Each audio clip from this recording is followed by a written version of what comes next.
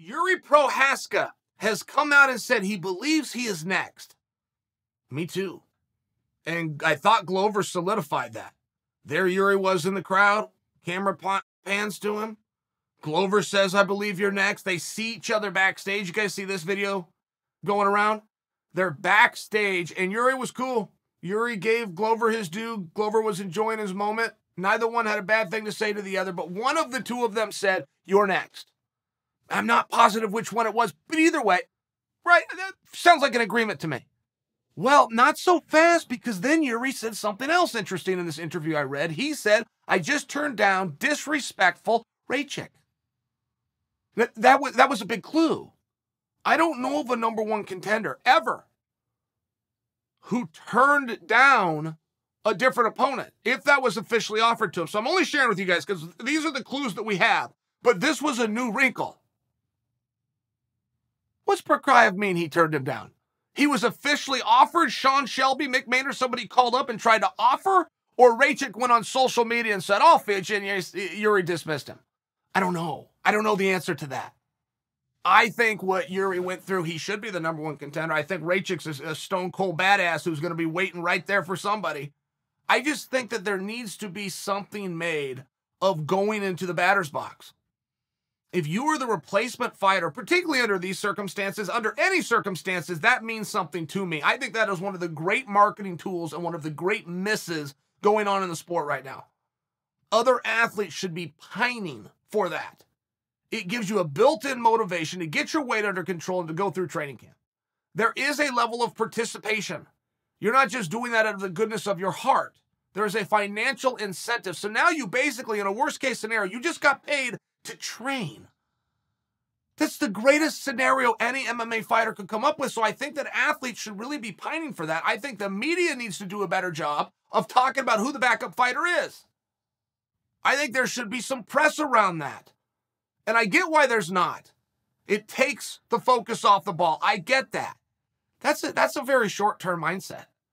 That's a very checkers move as opposed to chess. And I do think when Jiri goes through everything, particularly in the middle of a pandemic, and he goes to another continent, he gets his paperwork done, he gets his license in place, he's on weight, and he's there, I think he should get something. I really do. Not only do I hope that Jiri, not only do I predict Jiri, it should be Jiri next. Absolutely. Because of what he just went through. He was willing to step in there with one of two guys, not knowing which, on one day's notice. If Glover or Blachowicz miss weight, boom, Jiri's in. That's got to mean something. Look at how well backup fighter worked out for Michael Chandler. Look at how well it worked out for Kamaru Usman. Kamaru Usman was 13-1. He was the Ultimate Fighter champion. He had never lost within the organization. He would have never got that title fight. Not at the time he did get it. Had he not gone into the backup position for Woodley versus Till. I like that. I think that position needs to mean something. I want guys fighting for that position. And some guys somehow don't think that's a cool spot. You want to know the greatest scenario for Islam to end up in a title fight is to go do that. Islam needs to show I am willing. I'm a willing participant. The same thing needs to be said for Chimaev. He needs to step right into that spot. Wherever there's a title fight, Chimaev should be begging to do it now. He should be on the first thing smoking out to New York City right now. Because one of the problems you're going to have with Islam and Chimaev is getting the other party to agree. The fellow fighters are seeing what you guys are seeing. They're saying a new level of domination coming through. Domination's a rare word. When you're talking about Islam and you're talking about Khamzat, you're talking about a level of domination that's intimidating. For some reason, I've never seen anybody who wants to sit down and argue with Dana and make Dana's life worse. I've never seen anybody resist the backup spot.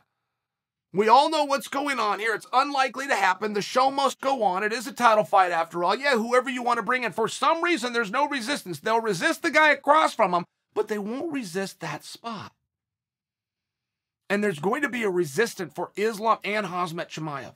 There has been, there is now, there will be moving forward. I do want Jiri to get that title fight. I do think Raychick is waiting in the wings.